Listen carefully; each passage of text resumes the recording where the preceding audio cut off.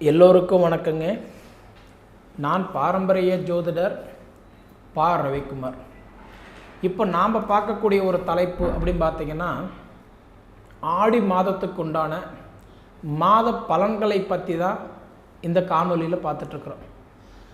இந்த பிறக்கக்கூடிய ஆடி மாதம் மகர ராசிக்கு என்னென்ன பலன்களை கொடுப்பார் அதை பற்றி தான் இந்த காணொலியில் பார்க்க போகிறோம்.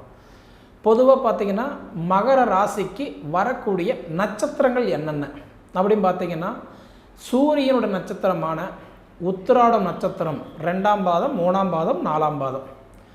அதன் பிறகு வரக்கூடிய சந்திரனுடைய நட்சத்திரமான திருவோண நட்சத்திரம் 4 பாதங்கள். அதன் பிறகு வரக்கூடிய செவ்வாயுடைய நட்சத்திரமான அவிட்டம் நட்சத்திரம் 1ஆம் பாதம், 2ஆம் பாதம். அப்போ இந்த 3 நட்சத்திரங்களும் 9 பாதங்களும் அடங்கிய ராசி தான், அற்புதமான ராசி தான் இந்த மகர ராசி. இந்த மகர ராசிக்கு அதிபதி யார் அப்படி பார்த்தா சனி பகவான். தொழிலுக்காரகன், தொழிலுக்கே அதிபதி, கர்மக்காரகன் சொல்லுவாங்க. சரிங்களா?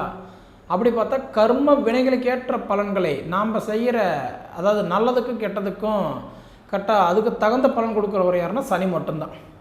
சரிங்களா? அப்படி பார்த்தீங்கன்னா சனி பகவான் பொறுத்த வரைக்கும் எப்பவுமே ஸ்ட்ரெயிட் ஃபார்வேர்டு, கொடுக்கணும்னு நினைக்கிறது அது நல்லதோ கெட்டதோ அது உடனே செயல்படுத்திடுவார். நிறைய பேர் சொல்லுவாங்க சனி பகவான் கெட்டவன், கெட்டதை மட்டும்தான் கொடுப்பாருன்னு. ஆனால் அப்படி கிடையாதுங்க. சனி பகவான் ஸ்ட்ரெயிட் ஃபார்வேர்டு கொண்டவர். அதனால் பார்த்தீங்கன்னா அவர் பொறுத்த வரைக்கும் சனி நல்லதை மட்டும்தான் பண்ணுவார். இதுக்கு அர்த்தம் என்னன்னு பார்த்தா, இப்போ 7 சனி பிடிக்க நம்ம என்ன சொல்ல போகிறோம், ஐயா உங்களுக்கு 7 சனி இருக்குது, அதனால் தண்ட செலவு வரப்போகுது, கடன் உடனே வாங்கியாவது சுப செலவு பண்ணிக்கோங்க சொல்கிறமா இல்லைங்களா? அப்போ சனி என்ன பண்ணுவான், கடனானாலும் முதலீடு மிச்சமாயிடுது. அப்போ நம்மளால் முடியாதவங்களுக்கு கூட, கடன் இருந்தவங்களும் கூட சுப வரையும் நம்ம பண்ணிக்கிறோம். அதுபோல் பார்த்திங்கன்னா சனி பகவான் பொறுத்த வரைக்கும் அவருக்கு கொடுக்க வேண்டியதை கொடுத்துட்டா, செய்ய வேண்டியதை செய்துட்டா, அவர் நமக்கு எந்த பாதிப்பும் கொடுக்க மாட்டார். அதுதான் சனி பகவான். சரிங்களா? அப்படி பார்த்தா தொழிலுக்காரகன், தொழிலுக்கு அதிபதி சனி பகவான். இப்போ அந்த சனி பகவான் உங்கள் ராசிக்கு இப்போ எத்தனாம் இடத்துல இருக்கிறார், 3ஆம் இடத்துல உட்காந்துருக்கிறாரு, சகாய சனியா. அப்போ சகாய சனியாக உட்காந்த சனி பகவான் இந்த மகர ராசிக்கு எப்படி இருப்பார் அப்படி பார்த்தா, கிட்டத்தட்ட மகர ராசிக்காரங்களுக்கு 7 சனியெல்லாம் முடிஞ்சு இப்போ தான், அதாவது ஒரு சுனாமி மாதிரி ஒரு புயல் அடித்து ஓஞ்சி இப்போ தான் உட்காந்துருக்குது. ஏன்னா இப்போ தான் மார்ச் 29 தான் சனி பகவான் பயிற்சி ஆனார் இல்லைங்களா? அப்போ அந்த சனி பகவான் இப்போ தான் பயிற்சி ஆகும்போது என்ன பண்ணிட்டார், கும்பத்தில் இருந்த சனி பகவான் மீன ராசிக்கு போயிட்டார். அப்போ தான் உங்களுக்கு 7 சனி முடிஞ்சது. இப்போ முடிஞ்சு இப்போ ஒரு 4.5 மாத காலம் பரவாயில்லை அப்படின்னு நம்ம நினைக்கும்போது, இப்போ சனி பகவான் என்ன பண்ணுறாரு, மீண்டும் இப்போ வக்கரத்துக்கு வராரு. அப்போ வக்கரத்துக்கு கும்பத்துக்கு வராரா, கும்பத்துக்கு வரல, அதே மீனராசியிலேயே வக்கரம் அடைஞ்சு அதே மீனராசியில் வக்கர நிவர்த்தி அடைஞ்சிட்றாரு. 138 நாளைக்கு, சுமார் 4.5 மாதம். அப்போ இந்த 4.5 மாதம் என்னென்ன மாற்றங்களை கொடுக்க போகிறாரு அப்படின்னு பார்த்தா, நமக்கு ஒரு பாதை காட்டியாச்சு. அந்த பாதையில் போகிறோம் அப்படின்னா நல்லதும் இருக்கும் கெட்டதும் இருக்கும் இல்லைங்களா? நல்லதை மட்டும் நம்ம எடுத்துக்கிட்டோம்னா நமக்கு நல்லது தான். கெட்டதுன்னு தெரிஞ்சால் அது நம்ம தொடக்கூடாதுல்ல. நெருப்பு தொட்டால் சுடும் அப்படின்றது நமக்கு தெரியும். அது தெரிஞ்சு நம்ம தொடலாமா, தொடக்கூடாது. அதே மாதிரி பார்த்திங்கன்னா இது கெட்டதுன்னு தெரிஞ்சால் நம்ம ஒதுங்கி போயிடணும். அந்த மாதிரி ஏன் சொல்கிறேன்னா, இப்போ உங்களுக்கு மகர ராசிக்காரங்களுக்கு இப்போ தான் நம்ம நேரம் கெட்டதுலேருந்து நல்லது வந்திருக்கிறோம். அப்படி வரும்போது நமக்கு ஒருத்தருக்கு ஜாமீன் கையெழுத்து போடுறதோ, காசு வாங்கி கொடுக்குறதோ, நம்மளுடைய டாக்குமெண்ட் அவங்களுக்கு கொடுக்குறதோ, அதாவது ஒரு லோன் போட்டு பணம் எடுத்து கொடுக்குறதோ, உதவி செய்கிறதோ, இது எல்லாமே உபத்திரத்தில் தான் முடியும். அப்போ இதெல்லாம் கெட்டது. அப்போ நெருப்பு தொட்டால் சுடும், தொடக்கூடாது இல்லையா? அப்போ இதுமாதிரி தேவையில்லாத விஷயத்தை பண்ண வேண்டாம். வண்டி வாகனம் ஆடம்பரத்துக்கு இப்போ வேண்டாம். இந்த 4.5 மாதம் கண்டிப்பாக வேண்டாம். அதாவது நீங்கள் வாங்கணும், புதுப்பிக்கணும் அப்படின்னு எதாவது நினச்சிருந்தா, இதுக்கு மட்டும் பண்ணியிருந்தால் ஓகே, தப்பு இல்லை. ஏன்னா இப்போ சனி வக்கரத்துக்கு போகும்போது என்ன பண்ணுவார், இயல்புக்கு மாறாக ஒரு வேலை செய்வார். அப்போ இயல்புக்கு மாறாக வேலை செய்யும்போது என்ன பண்ணுவார், நமக்கு பார்த்துட்டிங்கன்னா முன்னே நல்லா இருந்தது, இப்போ நல்லா இல்லை. அதே மாதிரி நல்லா இல்லாதவங்களுக்கு இப்போ நல்லா இருக்கும். அதுதான் இயல்புக்கு மாறாக வேலை செய்வார். அப்படி பார்த்திங்கன்னா 100% மகர ராசிக்காரங்களுக்கு அப்படி பார்த்திங்கன்னா உங்களுக்கு இன்றைக்கி வாழ்வாதாரத்தில் வந்து பார்த்தீங்கன்னா மகர ராசிக்காரங்களுக்கு 100% இந்த வக்கரம் அடைகிற காலம் கொஞ்சம் நீங்கள் கவனமாக இருக்க வேண்டிய காலம்தான் இந்த காலம். சரிங்களா? அதே மாதிரி பார்த்தீங்க அப்படின்னா உங்களுக்கு வந்து குரு பகவான் உங்களுக்கு 6ஆம் இடத்துல உட்காந்துருக்கிறாரு. பொதுவாக பார்த்தீங்க அப்படின்னா குரு பகவான் உங்களுக்கு 6ஆம் இடத்துல உட்கார்றாரு அப்படின்னா 6க்குடைய அதாவது வந்து பார்த்தா 12க்குடைய கிரகம் 6ஆம் இடத்துல போய் உட்காரும் பொழுது நமக்கு என்ன பண்ணுவார்னா கொஞ்சம் பண கஷ்டம், கொஞ்சம் மன கஷ்டம், மன உளைச்சல் இது எல்லாமே கொடுத்துருவார். அது எப்படி கொடுக்கக்கூடிய காலகட்டத்தில் பார்த்தா தாய் தந்தைகளுக்குள்ளார சங்கடத்தை கொடுத்துருவார். அதாவது மனைவி மக்களுக்குள்ளார நமக்கு சங்கடத்தை கொடுத்துருவார். குடும்பத்துக்குள்ளார வீண் வாதத்தை கொடுத்துருவார். நம்ம கொஞ்சம் கண்டிப்பாக விட்டு கொடுத்து போகிறதுல தப்பே இல்லை. ஏன்னா இப்போ நம்ம எப்படி இருக்கிறோன்னா மதுரை மேலே இருக்கிற பூனை மாதிரி எந்த பக்கம் தாவறதுன்னு தெரியாமல் உட்காந்துருக்குறோம் இல்லைங்களா? கல்லோட அரிசி வாயில் போட்டுக்கிட்டு துப்புனா அரிசி போகுது, முழுங்குனா கல் போகுது, மெல்லனா பல்லு போகுதுன்ற கணக்கில் உட்காந்துருக்குறோம். இதில் ஒரே ஒரு நல்ல விஷயம் என்ன அப்படின்னு பார்த்தா உங்களுக்கு 7:30 முடிஞ்சது மட்டும்தான் உங்களுக்கு ஒரு ஃபேவரான விஷயம். ஏன்னா அது தவிர வந்து பார்த்தீங்க அப்படின்னா சனி வந்து சகாய சனியை உட்காந்து நல்லது கொடுத்துட்டு இருந்தவர் இப்போ வக்கரத்துக்கு போகிறதுனால கொஞ்சம் கவனமாக இருக்க வேண்டிய நேரம்.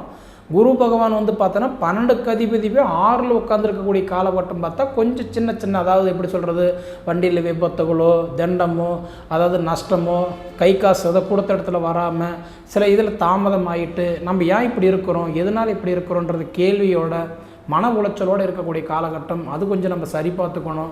இது போக பார்த்தீங்க அப்படின்னா செவ்வாய் உங்களுக்கு வந்து 8ஆம் இடத்துல உட்காந்துருக்கிறாரு. பொதுவாக செவ்வாய் பகவான் 8ஆம் இடத்துல உட்காரும்போது அதாவது என்ன பண்ணுவார்னா ஆயுளுக்கு ஓரளவுக்கு நல்லதை தான் கொடுப்பார்.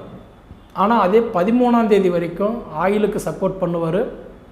அடுத்தது 9ஆம் இடத்துக்கு போயிட்டார் அப்படின்னா நிச்சயமாக நம்மளோட வாழ்வாதாரம் ஓரளவுக்கு நல்லாயிருக்கும். வாழ்வாதாரம்னு சொல்கிறது என்னென்னு பார்த்தா அதாவது நமக்கு வர வேண்டிய பைசா அதாவது சொத்து இல்லை இந்த மாதிரி இடம் பிரச்சனை கிரயம் பண்ணுறது மண்மனை சார்ந்த விஷயங்கள் இதெல்லாம் ஓரளவுக்கு நல்லாயிருக்கும். கிட்டத்தட்ட ஆடி 18க்கு மேலே ஓரளவுக்கு செவ்வாய் உட்காந்த நேரம் உங்களுக்கு மன நிறைவான ஒரு வாழ்க்கையை கொடுத்துருவார்.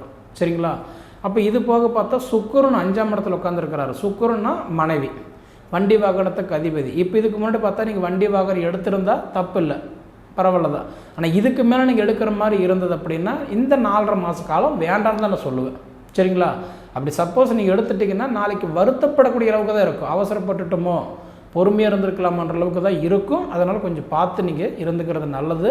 இது போக பார்த்தீங்க அப்படின்னா புதன் பகவானும் சூரிய பகவான் இப்போது வந்து மாத கிரகம் யாருன்னா சூரியன் தான்.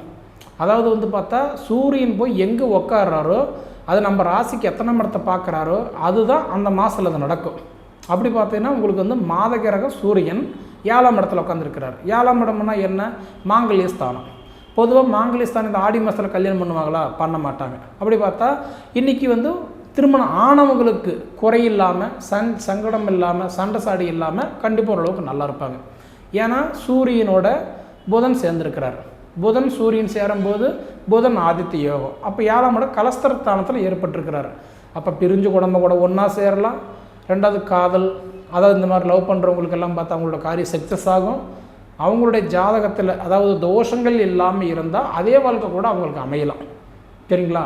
அதனால் பார்த்தா முழுக்க இந்த மாதம் உங்களுக்கு எதுக்கு ஃபேவராக இருக்குன்னா திருமணத்துக்கு ஃபேவராக இருக்குதுன்னு சொல்லலாம். ஆனால் இந்த மாதம் ஆடி மாதம் நம்ம பண்ணாததுனால குலதெய்வத்தினுடைய வழிபாடு உங்களுக்கு மனை நிறைவான வாழ்க்கை கொடுப்பார். மனை நிறைவான வாழ்க்கைன்னு என்ன? குடும்பத்தில் ஏற்பட்ட சங்கடங்கள் சரியாகும். கணவன் மனைவிக்குள்ளே இருக்கிற அந்த போராட்டங்கள் கண்டிப்பாக குறையும். விட்டு கொடுத்து போவதன் கெட்டு போவதில்லைன்ற மாதிரி விட்டு கொடுத்து போனால் பாதிப்பு இல்லை. கிட்டத்தட்ட எனக்கு தெரிஞ்சு பார்த்தீங்கன்னா இன்றைக்கி ஒரு மேப்பை போட்டு ஒரு பாதையில் போயிட்டுருக்குறோம் அப்படின்னா ஒரு பாதையை நம்ம மிஸ் பண்ணிட்டோம்னா நீ போகிற பாதை தப்புன்னு காட்டுறதில்லை, மற்ற இன்னொரு பாதை காட்டுது இல்லைங்களா? அதுவும் மிஸ் பண்ணிட்டீங்கன்னா என்ன ஆகுது? இன்னொரு பாதை நமக்கு காட்டுதுங்களா? அப்போ அந்த மாதிரி பார்த்தீங்கன்னா உங்களுக்கு அடுத்தடுத்த வாய்ப்பை கொடுப்பாரு. அதில் நல்லது எது கெட்டது எதுன்னு பிரித்து நீங்கள் தான் எடுத்துக்கணும். சரிங்களா? அதனால் பார்த்தீங்க அப்படின்னா மகர ராசிக்காரங்களுக்கு எனக்கு தெரிஞ்சு மனக்குழப்பம் இருக்குது. மனசில் தொழில் ரீதியாக சில கேள்விகள் இருக்குது. உங்களுக்கு நல்ல நேரம் இருந்து இப்போ சனி வக்கரத்துக்கு போகிறதுனால கொஞ்சம் கவனமாக இருந்துட்டிங்கன்னா கண்டிப்பாக சொல்கிற பிரச்சனை இல்லை. அதனால தான் சொல்கிறேன், பிரித்து பழக கற்றுக்கோங்க. நல்லது எது கெட்டது எது, அது ஆடம்பரம் எது, இது அத்தியாவசியம் எது. அந்த காலத்தில் நம்ம வாழ்ந்த வாழ்க்கை வேறு. பாரம்பரியம் இன்றைக்கி மறந்துட்டோம். இன்றைக்கி பார்த்தா இந்த ஆடி மாதம் அம்மனுக்கு உகந்த மாதம், குலதெய்வத்தை கும்பிட்றதுக்கு அருமையான ஒரு மாதம் இந்த ஆடி மாதம். நிறைய பேர் இன்றைக்கெல்லாம் பார்த்தா குலதெய்வம் மறந்துட்டாங்க, அதாவது பங்காளிகள் மறந்துட்டாங்க. எப்போ நம்ம வந்து கட்டன்றது சாமி கும்பிட்றது தெரியாமல் அவங்க விருப்பத்துக்கு இப்போ சாமி கும்பிட்டுருக்குறோம். அதை குலதெய்வத்தை பங்காளியெல்லாம் சேர்ந்து ஒத்துமையாக சாமி கும்பிட்டோம் அப்படின்னா இந்த மாதத்தில் கும்பிடணும், இந்த மாதத்தில் கும்பிட்டால் நல்லாயிருக்கும். அதே மாதிரி அம்மனுக்கு உகந்த மாதம் ஆடி மாதம் நான் ஏன் சொல்கிறேன்னா, இந்த மாதத்தில் பாரு கோயில் திருவிழா பண்டிகை இதெல்லாம் ஏன் போடுறோம் அப்படின்னா, இது வந்து ஒரு கடவுளுக்கு உண்டான மாதம் தான் இந்த ஆடி மாதம். இந்த மாதத்தில் ஒரு பிரார்த்தனை வச்சுக்கோங்க, ஒரு வேண்டுதல் வச்சுக்கோங்க. அடுத்த வருஷத்துக்குள்ளே நீங்கள் வைக்கிற வேண்டுதல் கண்டிப்பாக நடக்கும். சரிங்களா? மகர ராசிக்காரங்களுக்கெல்லாம் நிறைய கேள்வி இருக்குது, நிறைய குழப்பம் இருக்குது. இப்போ தான் ஏதோ ஓரளவுக்காவது நம்ம பரவாயில்லன்ற அளவுக்கு வந்தோம். அடுத்தது சனி வக்கரத்துக்கு வராரு. ஒரு 4.5 மாதம் கொஞ்சம் கவனமாக இருங்க. வண்டி வாகனத்தில், தொழில் ரீதியாக, குடுக்கல் வாங்கல, மற்றவங்களுக்கு உதவி செஞ்சு கூட உபதிரத்தில் மாட்டிக்காதீங்க. தேவையில்லாத விஷயத்தில் இறங்க வேண்டாம் நான் சொல்லுவேன். சரிங்களா?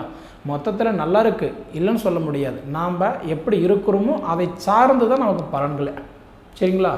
சரி நேயர்களே, அதாவது உங்களுடைய பொன்னான நேரத்தை ஒதுக்கி எவ்வளவு நேரம் என்னுடைய காணொலியை நீங்கள் முழுமையாக பார்த்ததுக்கு மனசிலிருந்து கேட்டுக்கிறேனுங்க.